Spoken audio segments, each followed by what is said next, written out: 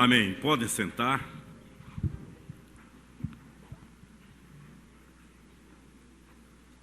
Hoje eu quero falar com vocês e a vocês como um pai a filhos. Eu lembro da minha infância, a minha mãe era de pouca conversa e de muita ação, principalmente quando o assunto era disciplina. E nós, entre aspas, sofremos na mão dela, porque se por um lado os argumentos eram muito escassos, por outra a ação para disciplinar com vara, como diz a Bíblia, era muito rica e abundante. Ela falava pouco e disciplinava muito. Meu pai era o oposto. Papai era um indivíduo pequenininho, baixinho, um homem de Deus. Nunca bateu em nenhum filho. A única vez que ia fazer isso em mim, desistiu no meio com um chinelo, e as lágrimas desceram, ele me abraçou e ficamos ali. Mas havia um momento que eu fugia. Eu preferia a palmatória de minha mãe do que aquele momento em que meu pai olhava para mim e dizia para o gabinete: me espere lá, vamos conversar. Aquela conversa entrava, incomodava num bom sentido, muito mais do que falando cruamente as muitas surras que levei de minha mãe. Ele olhava nos olhos, não alterava quase o tom da voz, mas as palavras eram de uma penetração que eu lembro até o dia de hoje. E com muita frequência, ele mesmo acabava chorando naquele instante. É isso que eu quero fazer hoje, conversar com vocês, não usando o púlpito como tribuna ou como cátedra para dar aula, pronunciar um discurso, mas para falar num clima muito familiar sobre o que é perdão e a necessidade de perdoar. Eu ando muito impressionado com a necessidade e a ausência de perdão nos dias atuais. A proliferação das necessidades de perdão, elas estão caminhando numa progressão geométrica.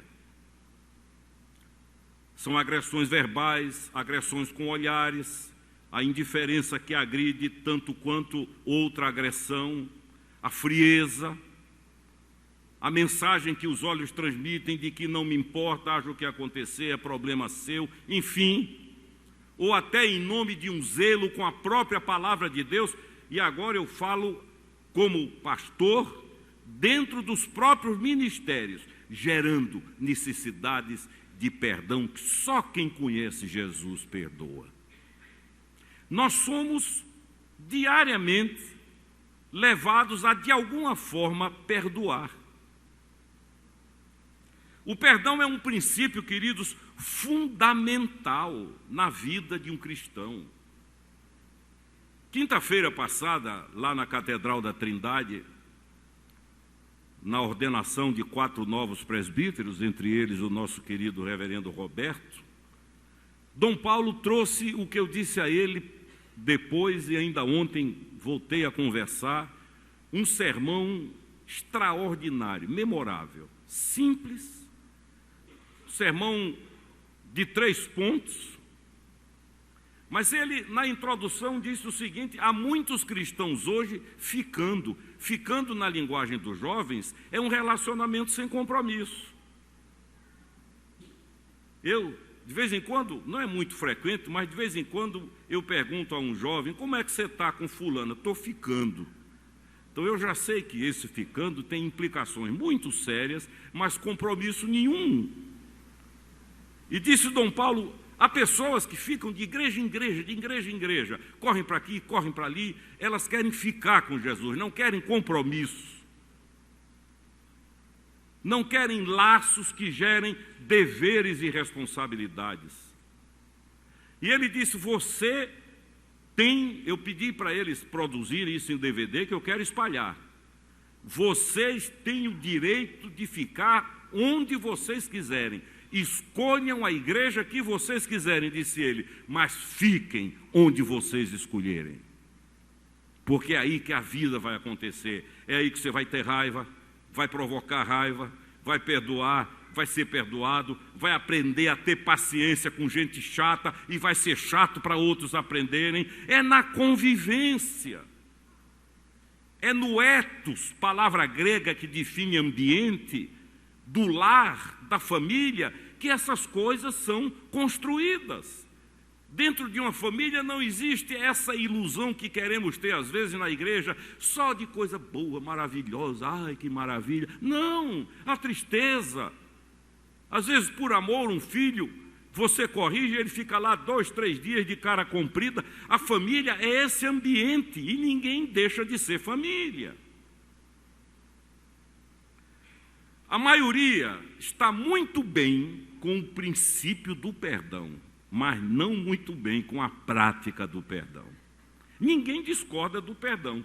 Eu posso falar aqui 1 hora, eu garanto que vocês não vão discordar. É por isso que C.S. Lewis diz, é fácil falar de perdão, até chegar a hora de perdoar. É fácil fazer sermão sobre perdão, dar uma aula sobre perdão, ensinar sobre perdão, até chegar a hora de se praticar o perdão. A palavra bíblica do Novo Testamento que define perdão, a palavra grega, porque o Novo Testamento foi escrito na língua grega, no grego popular, chamado koiné, da rua, da esquina, da poeira, a palavra perdoar significa soltar, deixar ir, numa referência aos remadores de barco que levantavam a âncora na hora de partir. Significa liberar, significa cancelamento de uma obrigação, é a morte de uma obrigação. E para nós cristãos, biblicamente, queridos, o perdão não é um conselho, é um mandamento, é uma ordem. Quando se fala em mandamento, a mente vai logo para os 10, mas só no Antigo Testamento há cerca de 600 que o Senhor cumpriu por nós. Nenhum de nós conseguiria cumprir sequer um daqueles 10 plenamente, ele cumpriu todos. Mas há outros que o apóstolo Paulo trabalha nas suas cartas, e o perdão é um deles. O perdão não é uma sugestão. Olha o que o reverendo Técio acabou de ler. Ele vincula o perdão de Deus a mim, a minha capacidade de perdoar você. É isso. Isso é fato que o Senhor ensinou aos seus discípulos. Deus não quer falar conosco até que consertemos as nossas diferenças com o outro. O entendimento do homem, diz a Bíblia, retém a ira. O entendimento da palavra. Há um texto lindo em Oséias que anda muito pronunciado e é lindo, que diz, por falta de conhecimento o meu povo perece. Não é conhecimento teológico, bíblico, doutrinário. O próprio profeta Oséias explica que conhecimento é esse. Ele diz, conheçamos e prossigamos em conhecer o Senhor nosso Deus. E esse conhecimento não é a absorção intelectual de ensinos, é comunhão, é andar junto, é comer e dormir, é viver as horas do dia e da noite com Ele, é tê-lo perto em todas as circunstâncias. Deus não quer falar conosco, até, é o que deixa claro Mateus 5 e 24, que nós consertemos isso. Eu quero apenas abordar alguns pontos bem práticos, até porque se falar demais acaba não retendo, não é? Primeiro, o perdão, eu disse, não é sugestão, é mandamento. Você só tem uma saída, aliás 2, obedecer ou desobedecer. Se bem que desobedecer não é saída, é escape. Diante de um mandamento, há 2 opções, obedecer ou desobedecer. Você pode criar argumentos, dourar a pílula, fazer a coisa aparentemente suave, mas o resumo de um cristão ante o mandamento de Deus é só esse: obedeço ou não obedeço. E perdão é mandamento de Deus. Em segundo lugar, a Bíblia ensina em Mateus 18, versos 21 e 22, que não há limite para o perdão, não há uma graduação de perdão. Para um nascido de novo não existe a palavra imperdoável. Eu já contei aqui que aprendemos em casa sobre perdão com meu pai, que foi à cadeia, sentou na cela com a pessoa que tirou a vida do meu irmão. Olhou nos olhos e disse: doeu e vai doer para o resto da minha vida, mas aquele a quem eu amo e sirvo me mandou que viesse aqui dizer que você está perdoado. Você pensa que isso é fácil? É fácil falar daqui, mas é obediência. É preciso mais coragem para obedecer do que para vingar-se. É preciso mais honradez para perdoar do que para praticar a justiça. O perdão é para aqueles que são gigantes interiores, aqueles que na sua interioridade nadam contra a correnteza do sistema. É por isso que quando Pedro pergunta: Senhor, quantas vezes eu tenho que perdoar meu irmão num dia? 7. Ele já exagerou. E Jesus diz: não apenas 7, Pedro, mas até 70 vezes 7. E não é uma questão de matemática, é uma expressão idiomática, hebraica. Não tem limite. E eu gosto da sinceridade de Pedro, porque quando Jesus diz isso, Pedro emenda de lá e diz: então aumenta a minha fé. Está ruim. Do jeito que está, não dá. Foi melhor do que fazer a coreografia. Amém. Aleluia, Senhor. Foi sincero. Isso aumenta a minha fé, porque com a dosagem de fé que eu tenho, não dá. O problema da religião é que ela é uma fábrica de máscaras. Talvez as comunidades mais mascaradas do planeta sejam as religiosas. É por isso que nós temos ensinado aqui que a vida com Deus não é religiosidade, é relacionamento, é intimidade, é pai e filho, é conversar. Não há limite. 1 Coríntios 13, 5 diz que o amor não guarda rancor, e Pedro, na sua primeira carta, afirma também: o amor cobre uma multidão de pecados. É impressionante essa junção do perdão com o perdoado. Quando eu perdoo, eu sou perdoado.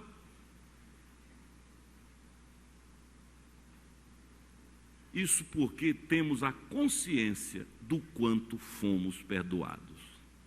Quem não tem medido a extensão do perdão que recebeu, vai ser mesquinho no perdoar. Por isso que o reverendo Caio diz assim: quem se enxerga, quem olha para si mesmo, será misericordioso com o próximo. Quem tem noção do quanto Deus nos perdoou e nos perdoa dia e noite, vai sempre ser misericordioso e perdoador com o próximo. A Bíblia diz: quanto o Oriente está longe do Ocidente, tanto Deus tem afastado de nós as nossas transgressões. Isso chama-se perdão. Em terceiro lugar, a falta de perdão nos mantém em cativeiro. A ironia da ausência do perdão é que a pessoa não percebe que quem está em prisão é ela. O perdão é muito mais terapêutico para quem perdoa do que para quem é perdoado. Para quem é perdoado, via de regra, gera uma confusão na mente. O que é isso? O profeta Joel fala no dia da vingança do nosso Senhor, da vingança de Deus. Os judeus fizeram uma interpretação, a hermenêutica equivocada desse texto, e por isso até hoje aguardam um Messias guerreiro, libertador, brigão, que vem para botar para quebrar, destruir os inimigos. Aí aparece um que nasce numa manjedoura, anda em humildade, vive em humildade, é despojado de qualquer tipo de orgulho, é manso, é humilde, e eles então sentem a frustração. comparando a profecia de Joel, como eles interpretaram. Mas muitos rabinos convertidos, eu já disse aqui, entenderam depois que o dia da vingança de Deus foi aquela simples frase: Pai, perdoa-lhes, porque eles não sabem o que fazem. Tim Keller diz que se você quer incomodar alguém, perdoe, porque dali para frente até conciliar o sono vai ser difícil, porque não entende, foge à lógica humana. A falta de perdão nos prende. Queridos, nós fomos perdoados por uma dívida que nunca poderíamos pagar. Qualquer dívida para nós é minúscula em comparação à quitação que tivemos no está consumado. A falta de perdão abre a porta para doenças mentais, físicas, emocionais e gera fortalezas demoníacas. Vivemos uma época de doenças interiores, há uma busca de cura interior, é legítimo e é bíblico. Agora olha aqui o que eu vou dizer. Talvez o start da sua cura seja perdoar. Se você jejua e não perdoa, apenas passou fome.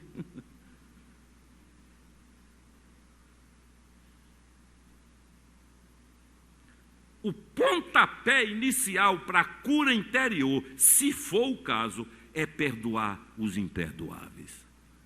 Não adianta pedir que alguém ore, não adianta frequentar curso, não adianta estudar a Bíblia, adianta tomar uma decisão, cisão, ruptura consigo mesmo, olhar e dizer: não merece, se dependesse de mim eu matava, mas em obediência a quem me ama, eu te digo, você está livre, perdoado, vá em paz. Interessante é que a partir daí quem vai dormir é você. Faça uma experiência. Se não tiver ninguém a perdoar, deixe para aprender outra hora. Não vá provocar ira em ninguém. Não, bispo, eu vou fazer uma raiva teste para ele, para depois eu perdoá-lo, né? O fato é que nós podemos, olha o que eu vou dizer, nós podemos bloquear o nosso próprio perdão. Bloquear no sentido de não usufruir as delícias, se não podemos. O que foi que o reverendo Técio acabou de ler? Se não perdoamos, não podemos ser perdoados. Foi o que ele acabou de ler em Mateus 6, 14 e 15. O Salmo, aliás, o Pai Nosso diz: perdoa as nossas dívidas ou ofensas, assim como, do mesmo jeito, no mesmo grau, no mesmo nível, que nós perdoamos a quem nos ofende. Esse nós seria, é claro que tem que ser nós, porque a perspectiva da relação com Deus é comunitária, prioritariamente, mas seria interessante dizer: eu perdoa as minhas dívidas e ofensas do mesmo jeito que eu perdoo a quem me deve e a quem me ofende. Essa é a equação. Eu estou dizendo tudo isso para dizer que não adianta resultado em ministério se não houver perdão no coração. Eu disse aqui domingo passado, o perdão é tão sério, queridos, que a Bíblia diz que nem oferta deve se dar com o coração bloqueado. Se tu fores ao altar levar a tua oferta e te lembrares que o teu irmão tem alguma coisa contra ti, retém, volta, reconcilia-te com ele e então vai e entrega a tua oferta. Participar da ceia do Senhor sem liberar o perdão, mas não merece, é a pessoa ideal. Diz o apóstolo Paulo em 1 Coríntios 11, a partir do verso 23, que por isso muitos estão dormindo, muitos estão doentes, e essa doença é multidimensional, é física, é emocional, é espiritual, e ele conclui dizendo: e não poucos os que dormem, pela ausência do perdão. Nós não podemos esquecer disso. A falta de perdão nos mantém em cativeiro e gera doenças na nossa vida. Você pode ter uma performance, agora eu quero falar à igreja, você que trabalha em ministério, seja qual for, cursilho, louvor, encontro de casais, encontro de jovens, todos os ministérios, Você pode ter uma performance elogiável, mas Deus vê o coração. E quando Deus vê o coração, a verdade impera. Se você precisa liberar perdão para ser executor de um ministério que Deus lhe deu, perdoe logo em nome de Jesus. Porque poucas coisas criam raízes mais profundas e rápidas do que o ódio, do que a raiva, do que a tristeza. Em quarto e último lugar, o perdão é um ato volitivo, isso é da vontade, não é um sentimento. Eu digo isso no concílio, quando eu sentir, eu perdoo. Não vai sentir nunca, porque cada dia que passa, sente mais raiva. Não é um ato da sensibilidade, ele é contínuo, ele abrange o passado, o presente e o futuro, ele é largo, ele é do espírito, não é da carne, não é da psique necessariamente, ele é resposta à ação do espírito em nossa vida. Você deve ser capaz de ver o seu agressor como um espírito vivo, não um inimigo, mas com um desafio no seu caminho. Norman Vincent Peale, dos maiores psicanalistas da história dos Estados Unidos, nos anos 1950, ele disse assim, simplificando a linguagem: nada aborrece mais um agressor do que o perdão. Nada aborrece mais um agressor do que o perdão. Eu vivi essa experiência quando tinha 18 anos de idade, aqui na Madalena, jogando futebol. Interessante é que a vida, depois de tantos anos, trouxe um deles para aqui, está aqui na reconciliação. E eu, numa discussão de jovens, quis arrancar a cabeça, né? Me preparei para agredir, e a pessoa não abriu a boca, não disse nada. Aí eu fui dormir, deitei, cadê dormir? Não dormi.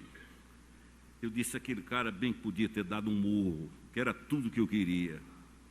Bem que ele podia ter querido me morder, mas olhou para mim com um olhar brando, suave, calmo, tranquilo.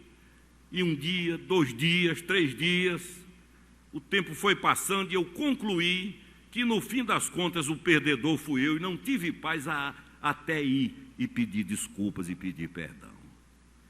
Queridos, Deus não é tolo, Deus não é ingênuo, Deus é benigno. Quando Ele ensina que o perdão é terapia, é porque é. Dr. Vicente Filizola, que é aqui da igreja, psiquiatra, ele disse a mim, ele me disse: bispo, se houvesse liberação de perdão, pelo menos 30% dos internados em clínicas psiquiátricas do Recife teriam alta. Psiquiatra. E em último lugar, com raríssimas exceções, quando o perdão é liberado, a resposta é reconciliação. Não precisa nem ser cristão para isso. É uma lógica que Deus implantou no ser humano.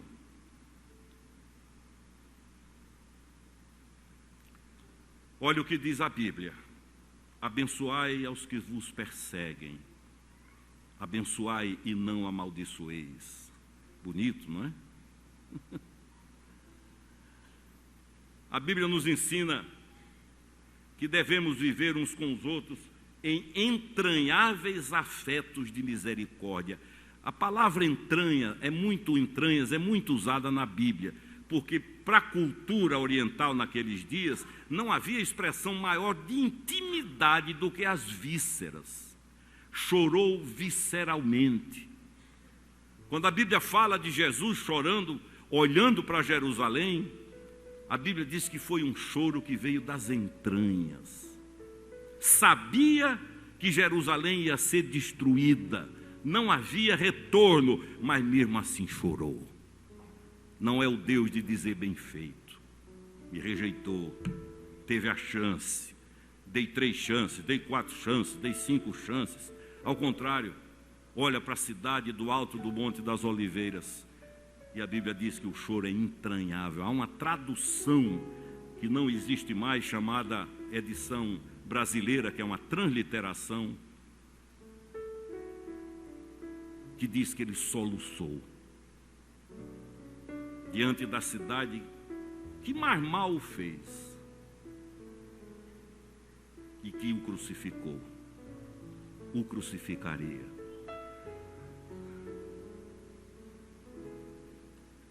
Eu achei interessante hoje de manhã, porque eu fui ali para o CETEC, eu estava com muitas anotações, a Ariel, meu filho, foi comigo, e eu disse, vou preparar um resumo aqui para me facilitar. Aí preparei tudo bonitinho, o computador, lá no Word, digitei, botei em negrito, aumentei a fonte, e esqueci de salvar.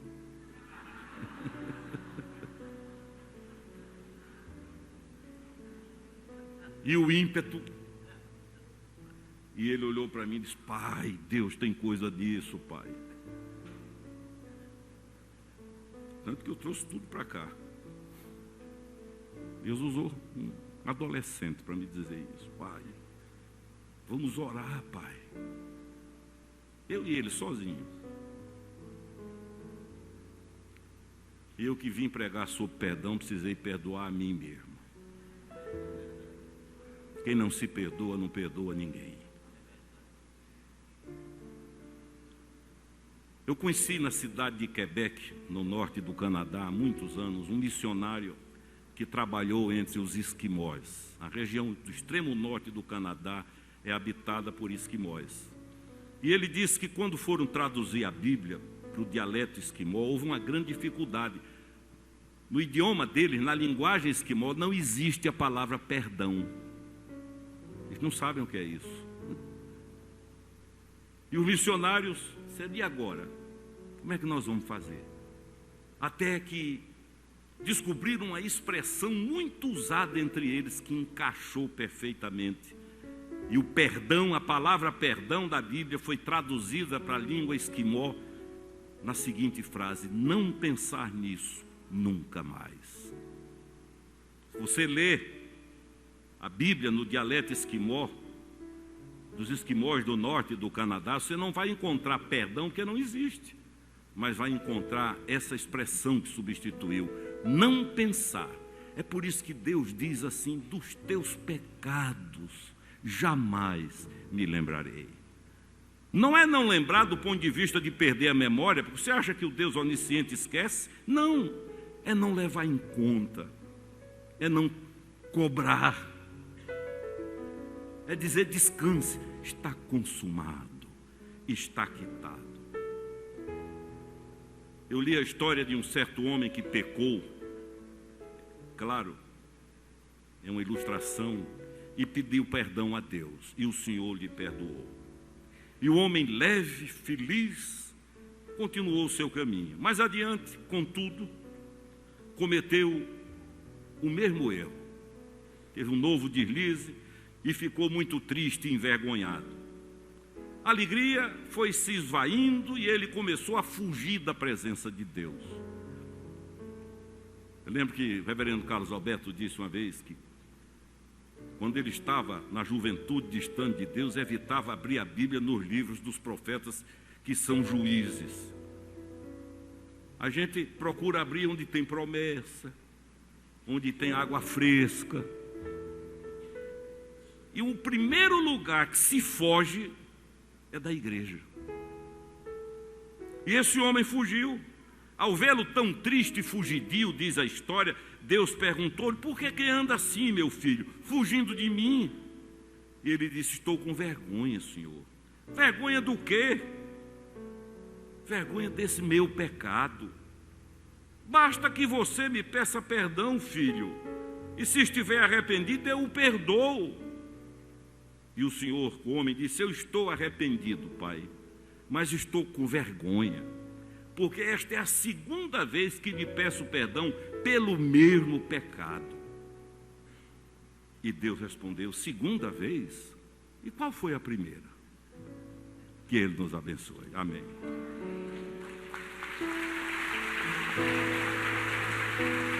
Peça perdão.